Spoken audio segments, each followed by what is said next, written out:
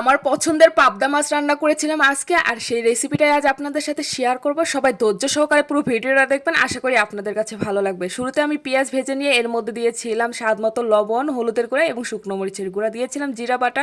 এরপর দিয়েছিলাম কেটে রাখা টমেটো। টমেটো দিয়ে আমি চারপাশটা খুব ভালোভাবে নেড়েচেড়ে সামান্য পানি দিয়ে ঢাকনা দিয়ে দিয়েছিলাম টমেটোটাকে সিদ্ধ হওয়ার জন্য। টমেটো যখন সিদ্ধ হয়ে এসেছিল তখন আমি এর মধ্যে দিয়েছিলাম ধুয়ে রাখা পাবদা মাছ। মাছগুলো দেওয়া হয়ে গেলে আমি এর মধ্যে দিয়েছিলাম কয়েকটা কাঁচামরিচ এবং ধনিয়া পাতা। এরপর মাছগুলোকে আমি আলতোভাবে নেড়ে নিয়েছিলাম। পাবদা মাছ খুবই নরম, বেশি নাড়তে গেলে মাছগুলো কিন্তু ভেঙে যাবে। মাছগুলো নাড়া হয়ে গেলে আমি এখানে সামান্য পরিমাণে পানি দিয়ে মাছগুলোকে ঢেকে দিয়েছিলাম জাল করার জন্য। যেহেতু আমি মাছগুলোকে ভুনা ভুনা রাখবো, তাই এখানে আমি খুব বেশি পানি দেবো না, পরিমাণ মতো পানি দিয়ে মাছগুলোকে আমি ঢেকে দিচ্ছি। মাছগুলো যখন হয়ে আসবে তখন আমি এর মধ্যে দিয়েছিলাম কিছুটা ভাজা মশলার গুঁড়া। আর দেখুন তৈরি হয়ে গেল খুবই মজাদার পাবদা মাছের রেসিপি। আপনাদের কাছে পুরো রেসিপিটা কেমন লাগলো অবশ্যই জানাবেন। যদি ভালো লেগে থাকে তাহলে শেয়ার করে অন্যকে দেখার সুযোগ করে দেবেন।